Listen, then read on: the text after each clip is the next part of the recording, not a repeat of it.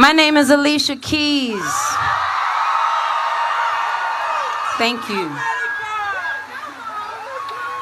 And I'm a mother. That's all right. Got a little sound issue. I'm a mother. I love you. Thank you. My 7-year-old son is here with me today. His name is Egypt.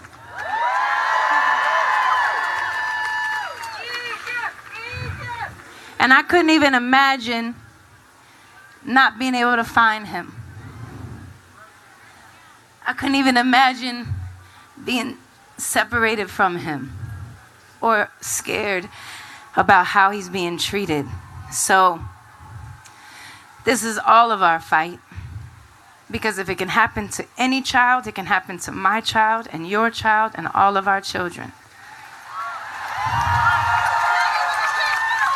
So I'm here to read the words of another mother whose son was held in immigration detention. The names have been changed, but the words are hers. My name is Margarita. I am the mother of Carlos, who is currently being held by the Office of Refugee Resettlement in a detention center in Portland, Oregon. The first time I realized Carlos had arrived in the United States was when I received a voicemail from him in which he told me he was being held in Kansas City. When I spoke to Carlos, I felt my soul had returned to my body. I had spent nights without sleep, searching and searching for my son without knowing where he was, a torture day by day. The case manager explained to me that he was going to send me some forms to apply to be my son's sponsor, and he asked me for many documents. I was also given a home check. The investigator assured me that in a week they would have results, that for the new year they would surely give me my son. I got so excited I even bought some Christmas presents for my son. I have them. I still have them, and they're still wrapped in the Christmas wrapping paper. And they give me deep sorrow every time I see them. First they tell you in a few weeks you will have your child, then in a month, and then in another month, but they never fulfill their promise. With such delay, I have asked myself, what am I doing wrong? Have I not sent everything they asked from me? I want them to at least allow me to see him one day, if only for a while. What mother would not want to have her son in her arms, if only for one moment? So please hold this mother in your heart and never forget her family's struggles.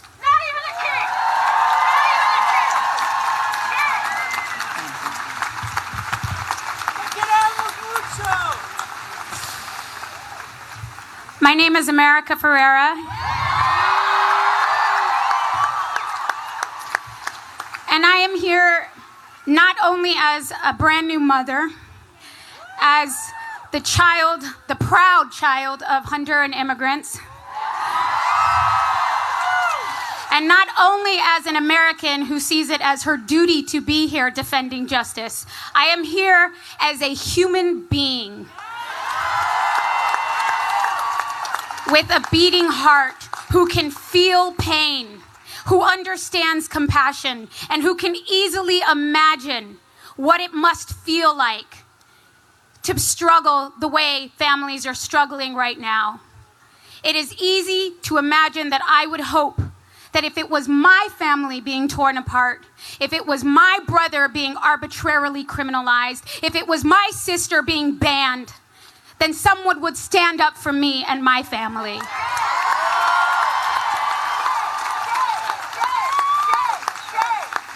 It is that simple. This fight does not belong to one group of people, one color of people, one race of people, one gender. It belongs to all of us.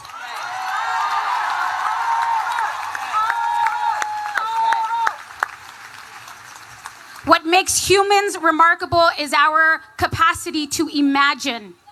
We have an imagination, let's use it.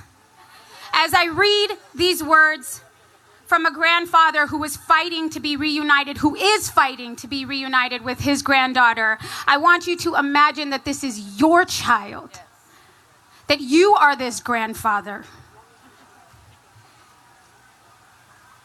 These are his words. The names are changed.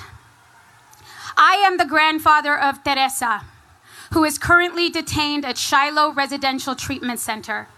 I am currently living in a duplex apartment in Oakland, California. I work every day as a food vendor. I want to be her sponsor because she is my granddaughter and I am her grandfather. I spent a lot of time with Teresa when we both lived in El Salvador. I came to the United States when she was 5 years old and have helped to financially support Teresa and her mother ever since. I think I would be a good sponsor for Teresa because I want to take care of her, and I am able to do so.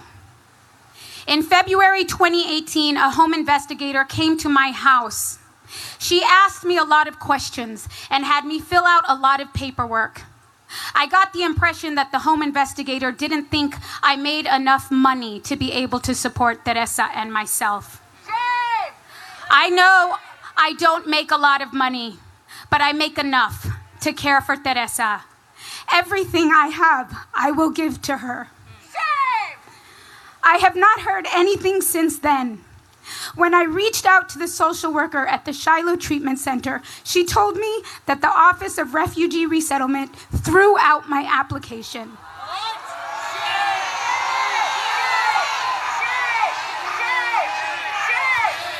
And that they are going to transfer Teresa somewhere else. The last time that we talked, she told me that she was starting to feel desperate. I told her not to lose hope, and that we are just waiting to see what the government says about me. Please remember these words. And Teresa, please do not lose hope. Hold him in your heart. We cannot forget. We see you! We love you! We see you! We love you! We see you! America and I are here to say what we know we all feel and we all believe, and that is that our democracy is at stake. Our humanity is at stake. We are out here to save the soul of our nation. We need all the children reunited to their parents. We demand to end the zero humanity policy. We need to save the Supreme Court. And we need to vote. Because when we vote, we win. And so America and I want you to join us to say, we're not backing down. We're not backing down. We're not backing down. Thank you for your strength. Thank you for not backing down.